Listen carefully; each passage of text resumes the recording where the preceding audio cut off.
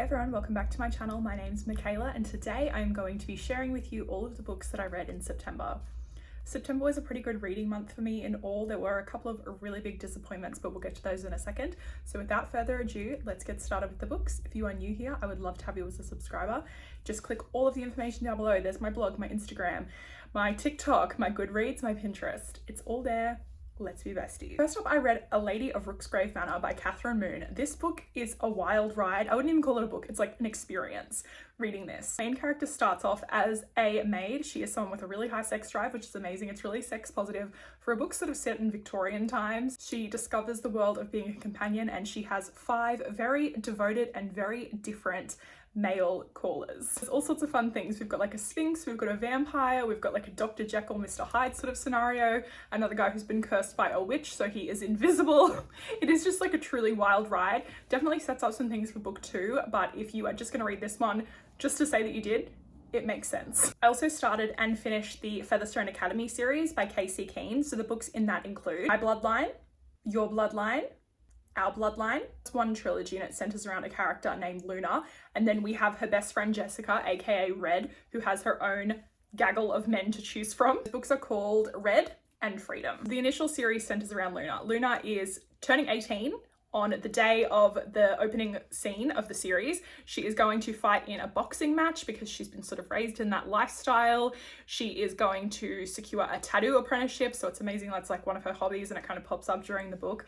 And on the 18th birthday, she is abducted and told that she has to go to this place called Featherstone Academy. She is the lost daughter of a bunch of heirs and she has to fulfill her place sort of in this like crime dynasty family. As well in her spare time is of course like a really amazing computer hacker. Anyway, it sort of starts off initially like as a bully romance, but Luna has 4 love interests. There's 5 of them all up. So the love interest names are Roman, Kai, Parker, and Oscar. Obviously, they all need to have hot dude names with hot dude things, doing hot dude shit. And they're all from different families as well. So she moves into this building. It's the Ace building. It's like top of the food chain, everything. And she makes friends with Jessica, who is a diamond. Jessica, and they all call her Red because she's got red hair. Very clever nickname, of course. Books Red and Freedom. We meet Jess's love interests are Maverick, West, and Aiden. I want to say it just evolved into a whole bunch of fucking, which is what we're here for. There is some loose storyline. It is quite engaging. I did read them all really quickly. So I have a TikTok up about the 3 sports romances that I read because of TikTok this September. And the first one was Mile High. The book is about Evan Zanders, who just goes by Zanders or Z to everyone, and Stevie Shea, who goes by Stevie or V, of course, because V and Z. Stevie is a flight attendant for Xander's hockey team, so he just makes it his life to like piss her off. Like he is immediately like, oh my god, that girl, like I'm gonna do the schoolyard thing of I like you, so I'm gonna be really toxic and stupid. I mean, he's not that toxic, but he is really fucking stupid, and don't fall for that, okay? Honestly, like we've moved past that in life. So Stevie doesn't want to shit where she eats because obviously hooking up with Xanders, he's got a bad boy reputation, which is sort of mainly perpetuated by his agent, and it's not really who he is. I mean, like Xanders is a really focused man. He's a man who's in therapy. He can sort of understand his own emotions. He has a lot of things going on in his personal life, but he's actively working through them. So it was really engaging and interesting in that way. Stevie is a plus size heroine. She's black, she's gorgeous, she's like fucking incredible. She talks about how her weight just doesn't stay the same. Like she's, you know, it fluctuates. She's a normal human being, and so it's not something that into her mind too much. It's just something that she really understands about herself. I will say that I'm excited for the second one. There's a couple of side characters in it. I don't want to spoil anything, but I definitely enjoyed this one. I would say that this is a really great sports romance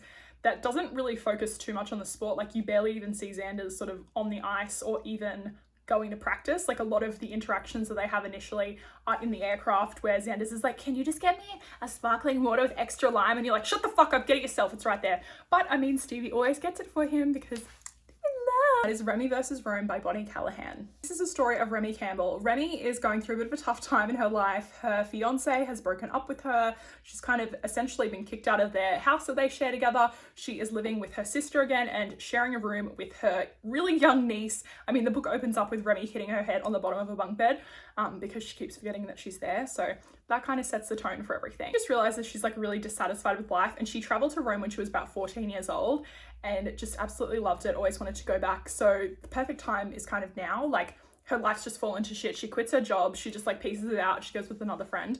I'm all for that. I love that in books when like there's just that fuck it moment. It's like, let's get the hell out of here. Goes to Rome. She meets a man and he asks her on a date and it's like absolutely disastrous.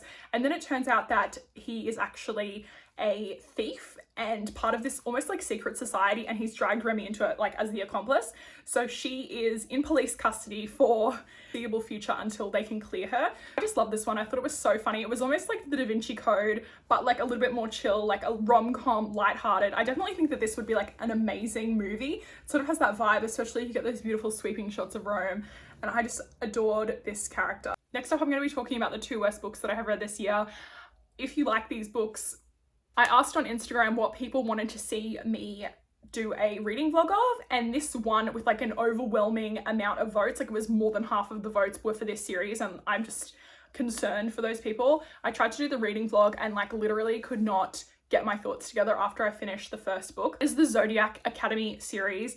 I don't even know who this is by. The covers are here. So it is The Awakening and Ruthless Fae. Look,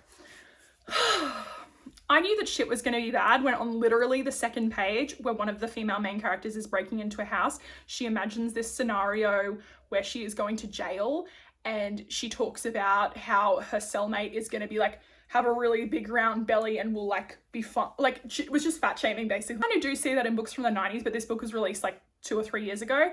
Then in the same chapter, we are told through this inner dialogue of, oh, police don't shoot unarmed girls, do they? Wait until you hear about people of color, honestly. It only got worse from there. Like that book was just so fucking bad. I couldn't even articulate thoughts towards it. Like there wasn't even really a plot.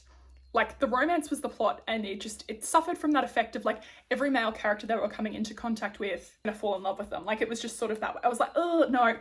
I should have stopped there. I really should have, but I was like, I'm committed to this. I want to do this vlog. People want to see this.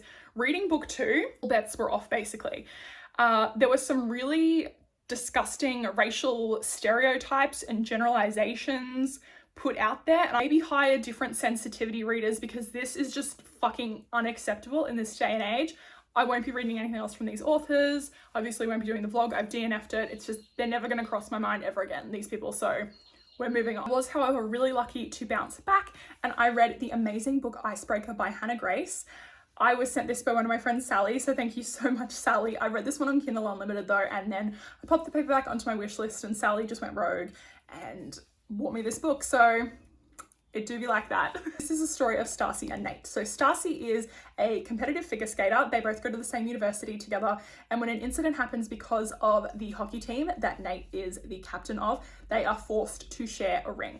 So this is a really great example of Grumpy and Sunshine flipped. Well, it's not even flipped because she's grumpy, he's sunshine. Stacy has her life planned down to the minute. She is very type A. It's like set on page. She's a Virgo. You know what I mean? So like she knows what she's doing. At the start of the book, we see Stacy and she has this friends with benefits situation with a different guy.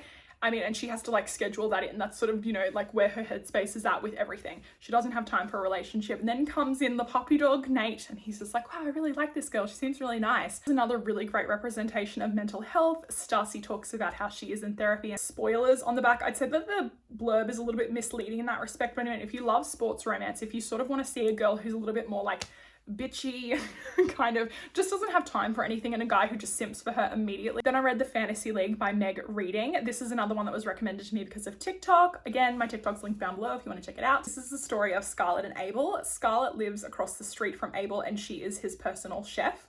Abel is a football player and he's actually a really nice guy, but around Scarlett he just absolutely loses his mind. Like he's had a crush on her basically the first day that he met her, and he kind of like not really stalks her, but Scarlett also has a food blog and Abel follows that one and it's really cute. She's like talks about how she's testing recipes on him. He's just like, she doesn't think that I realized that she's testing these recipes on me, but then I saw that. It's like just really sweet little things like that. Abel is told by his coach that he needs to rehab his image and he needs to get a girlfriend, and the only person that he can think of is Scarlett. So he says to Scarlett, hey, I really need you to do this. She's like, I'm quitting.